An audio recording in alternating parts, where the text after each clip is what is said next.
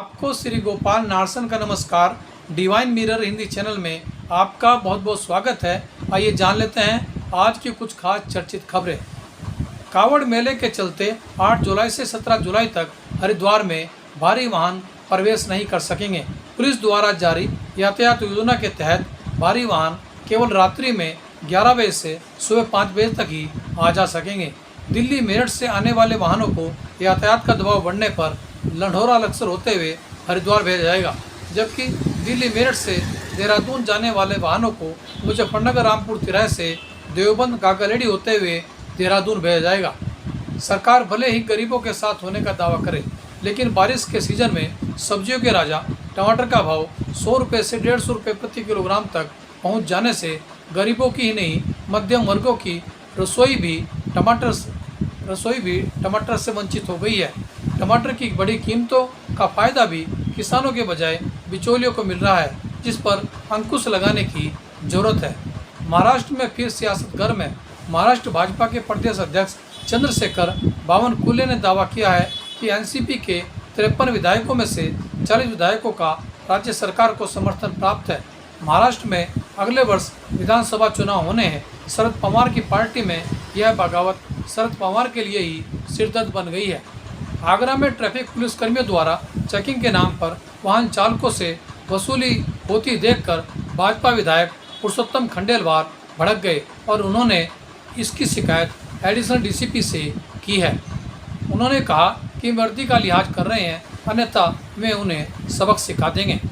उत्तराखंड के पर्वतीय क्षेत्रों में बारिश के कारण पिछले 24 घंटे में भूस्खलन में बोल्डर गिरने से 169 से अधिक सड़कें ठप हो गई हैं, जिस कारण चारधाम यात्रा पर भी ग्रहण लग गया है। उत्तराखंड के मुख्यमंत्री पुष्कर सिंह धामी ने केंद्रीय रक्षा मंत्री राजनाथ सिंह से नई दिल्ली में मुलाकात कर रानीखेत व लॉन्चडाउन छावनी परिषदों को भंग करने व सैन्य क्षेत्र से बाहर की भूमि को राज्य प्रशासन को देने की मांग की है। मुख्यमंत्री ने जोली ग्रांट एयरपोर्ट विस्तारीकरण के लिए भी 4 एकड़ भूमि NRTO की मांगी है। नवसर्जन साहित्यिक संस्था के अध्यक्ष नीरज नैथानी एवं उनकी पत्नी माधुरी को रुड़की में भावभीनी विदाई दी गई। पंकज त्यागी के संचालन व नई अध्यक्ष शालिनी जोशी पंत की अध्यक्षता में आयोजित भव्य कार्यक्रम में उनका सहपत्नी साल उड़ाकर व अभिनंदन पत्र भेंट करके सम्मान किया गया। कार्यक्रम में डॉक्टर आनंद बोध भारद्वाज, सुरेंद्र सैनी, कृष्ण सुकुमार, किसले सैनी आदि मौजूद रहे। देखिए इसी कार्यक्रम पर हमारी यह खास रिपोर्ट।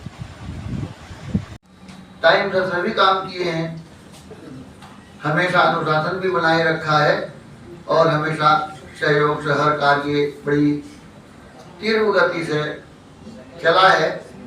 और नवसर्जन कुछ ही सालों में कहां से कहां पहुंच गई है इन्हीं के नेतृत्व में। तो ये इनकी अविश्वसनीय और एक अद्भुत क्षमता है, जिसका हमने कुछ परिचय पा लिया है और ये हमारा जो इनका साथ है ये आगे भी चलता रहेगा, ऐसी मुझे उम्मीद है। इस बात के कई बार मुझे रोकते भी हैं। कई चीजें जो मुझे नहीं समझ में आती हो तो बहुत शॉर्ट टेम्पर्ड व्यक्ति हूँ मैं। तो आप अध्यक्ष थे नवसर्जन के, उसके आपके अध्यक्ष रहते हुए जो चीज मैंने आपसे आत्मसात करी है वो केवल इतना बड़ा है कि किसी भी परिस्थिति में आप संयम बनाए रखें। और जैसे पिछले भैया भी कई बार जो है दिख जाता है, उनके मुंह पे उनके भाव आ जाते हैं, पंकज भैया के भी आ जाते हैं, मेरे तो अक्सर आए रहते हैं।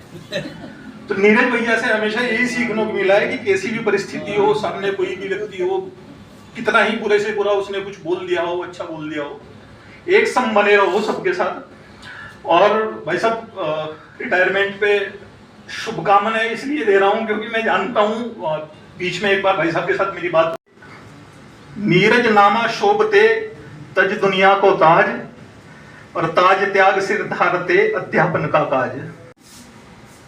नैथानी जी के पिताजी का नाम स्वर्गीय श्री मदन मोहन नैथानी तथा उनकी माता जी का नाम स्वर्गीय श्रीमती कौशल्या देवी नैथानी था। नैथानी जी का पैतृक गांव चौधार, पोस्ट ऑफिस, रीठाखाल, जिला पौड़ी गढ़वाल है, जहां उनका जन्म 11 नवंबर 1961 को गोंडा उत्तर प्रदेश में हुआ।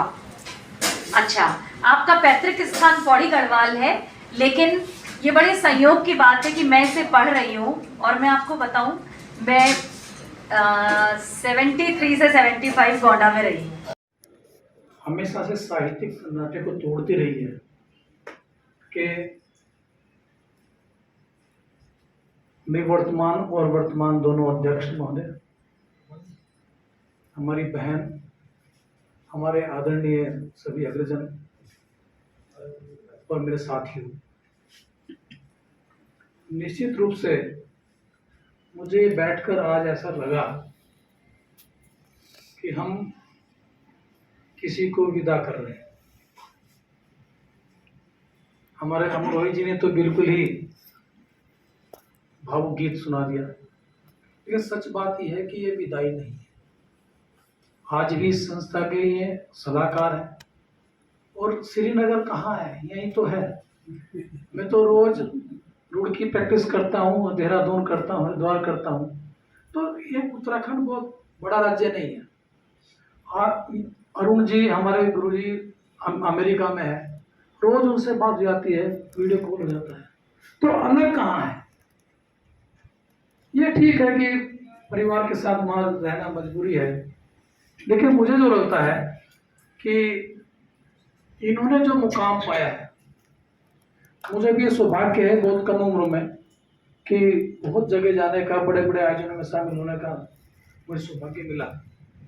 लेकिन जो तेज हमारे नैथानी जी के चेहरे पर है, जो ये जीवटता इनके अंदर है और जो साहित्य को जीते हैं। मेरी किताब है खामोश हुआ जंगल, उसमें वन की, जंगलों की बात है, लेकिन इनकी कविताओं में निश्चित रूप से पहाड़ झलकता है, इनकी कविताओं में साहित्य झलकता है और संवेदनाएं झलकती हैं। बहुत सी बड़ी गहरी बात आप हास्य व्यंग में कह जाते हैं, तो जो साहित्यकार सेवा में रहते हुए 15 देशों की यात्रा कर चुका हो, कुछ तो बात है, और उस बात के लिए आप सबको ताली बजानी चाहिए, नैथानी जी के और भाई जी के सम्मान में। जो आपको अभी नए अध्यक्ष मिले हैं, वो भी किसी से कम नहीं, नारी शक्ति कभी कम हो ही नहीं सकती। और मैं तो उस संस्था से आता हूँ, ब्रह्मा कुमारी से, जहाँ नारी को सर्वोच्च स्थान दिया गया है। वुमन इन पावर की वर्ल्ड में सबसे बड़ी संस्था है।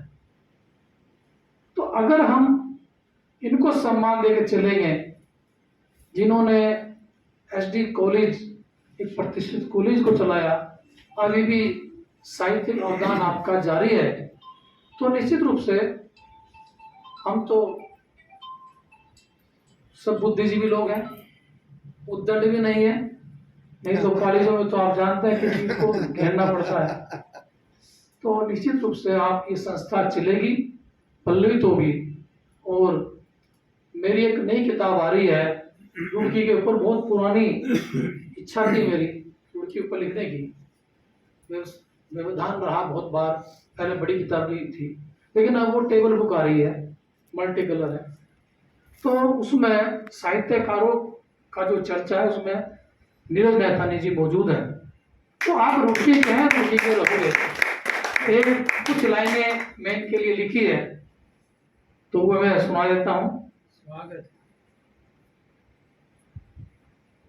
नीरज तुम वाकई ही नीरज हो, नीरज तुम वाकई नीरज हो, जिंदगी में रखे तुम धीरज हो। माँ सरस्वती तुम्हें ही चाहती, बार बार तुम्हें विदेश भिजवाती। सदा प्रसन्न तुम रहने वाले, सारे जगत में तुम्हारी ख्याति।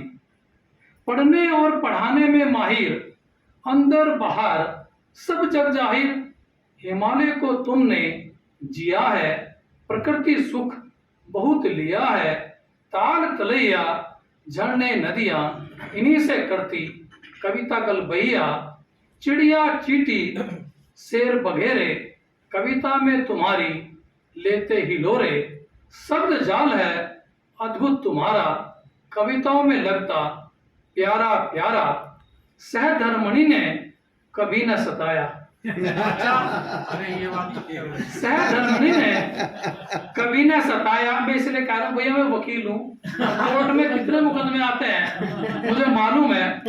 तो या तो ये सुबह उठते ही दंडवत प्रणाम करते होंगे, ये भी हो सकता है। बहरहाल सहधर्मणि ने कभी न सताया, घर में सुख चहु और छाया, इस सच्चाई को सेहत बताती। इस सच्चाई को सेहत बताती, तुम्हारी सफलता के गुण यह गाती। परमात्मा कृपा बनी रहे तुम पर, बस बहुत अच्छा। परमात्मा कृपा बनी रहे तुम पर, तुम्हारा प्यार उमड़ता रहे हम पर।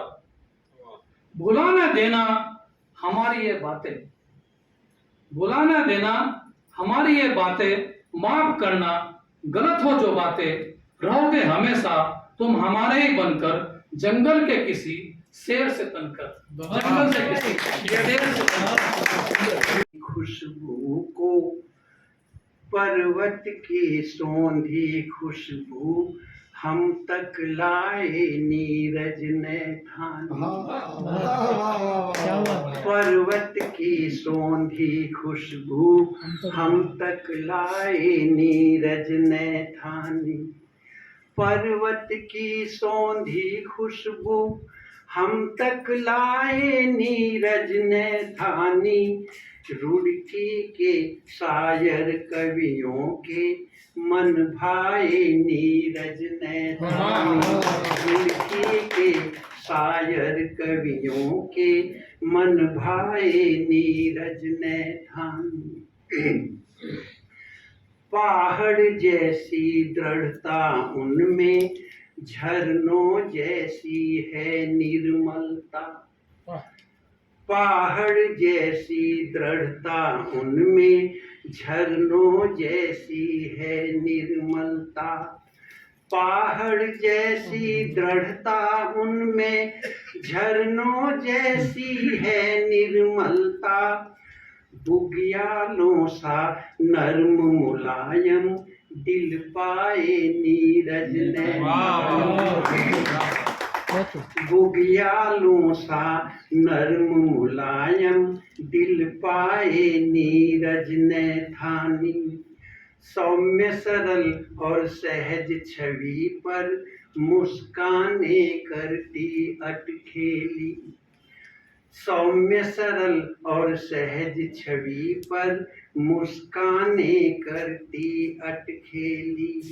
सौम्य सरल और सहज छवि पर, मुस्काने करती अटखेली।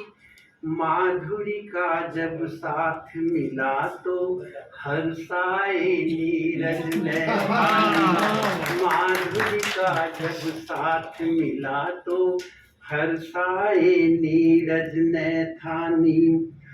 हमने उनको नवसर्जन का जिस दिन से अध्यक्ष बनाया। हमने उनको नवसर्जन का जिस दिन से अध्यक्ष बनाया। देश विदेश में इसका परचम लहराए नीरज ने ठानी। देश विदेश में इसका परचम लहराए नीरज ने ठानी। और इसका अंतिम पंक्ति पढ़ता हूँ कि आज विदाई उनको हम सब मिलकर देते भारी मन से।